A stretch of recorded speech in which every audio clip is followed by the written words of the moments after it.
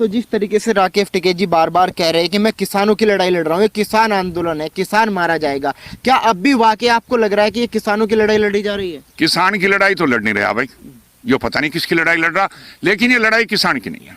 किसान की लड़ाई है ही नहीं, है हो ही नहीं सकता। किसान की लड़ाई कहां लड़ रहे हैं? किसान की लड़ाई लड़ते, किसान की लड़ाई क्यों लड़ रहे हैं? इनकी आमदनी कई गुना बढ़ गई, तो किसान की लड़ाई कहां है? इनकी आमदनी बढ़ रही, ये वो फार्मूला और किसानों क्यों नहीं दे रहे? ये अपनी अपनी आमदनी बढ़ा रहे, बाकी किसान क्यों नहीं बढ़ा रहे? सिसौली में अगर 100 आदमियों की आमदनी बढ़ती किसानों की तो मानता कि सिसौली की जमीन को वरदान हो गया। अकेले इनकी बढ़ रही है। आप सिसौली में सर्वे करो ना, किस किस का बढ़ा।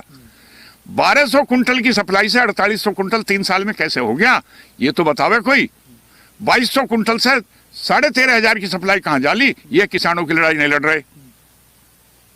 तो आंदोलन खत्म कैसे होगा? जैसे कह रहे हैं, आपने देखा होगा कुछ दिन पहले भी बयान आया था कि सरकार की नाक फोड़ देंगे अगर आंदोलन वापस नहीं हुआ। ये बदतमीजी है, वाहियातपना है। सरकार की नाक कोई नहीं फोड़ सकता।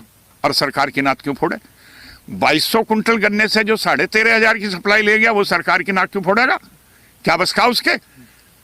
ये राकेश जी क्यों नहीं बता रहे कि गाजीपुर बॉर्डर से रात को आंदोलन के बीच में डीएम मुजफ्फरनगर से मिलने क्यों आए थे रात को? वे किसकी पोर्कलिन मशीन थी जो तितावी थाने में थी?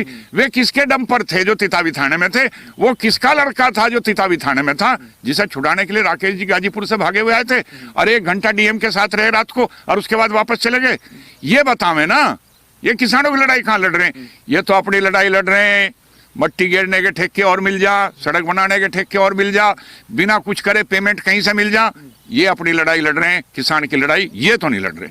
अच्छा, जो अध्यक्ष है नरेश टिकैत जी, आपने देखा होगा कहीं ना कहीं नरेश टिकैत जी की जो है अनसुना किया जा रहा है। नरेश टिकैत जी आंदोलन खत्म करने की बात कहते हैं, लेकिन राकेश टिकैत जी नहीं मानते उनकी बात को। राकेश बागी हो रहा है, सारी सत्ता का केंद्र राकेश है।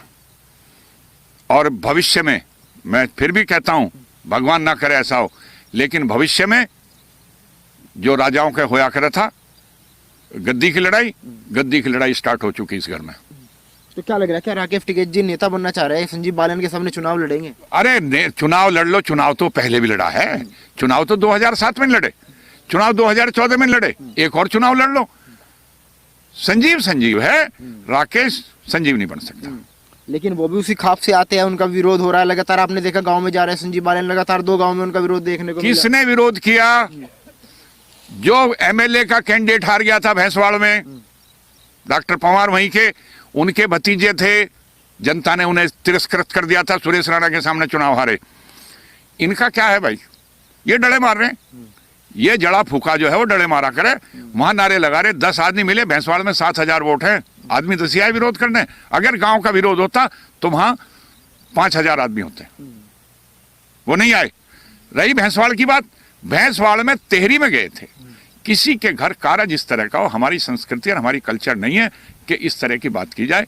उस दिन आगंतुक होते हैं, मेहमान होते हैं, आने वाले हैं, आने वालों को कोई ऐसे नहीं करता। मेहमानों को, किसी के मेहमान से किसी की दुश्मनी नहीं। किसी के दुख में शामिल होने कोई गया और उसके बाद 4 आदमी जो है बदतमीजी कर पौवा पीकर बाहर गाली देने लगे, और फिर उसके बाद क्या हुआ? उसके बाद सारे लोक दल के नेता, प्री प्लान्ड था, पूर्व मंत्री वहां मौजूद थे, उनके जिलाध्यक्ष वहीं आसपास थे, ये तो प्लान्ड वे में करा। फिर क्या हुआ? अगले दिन संजीव जब भट्टे पे पंचायत करना है, जब क्यों नहीं आया कोई विरोध करना है?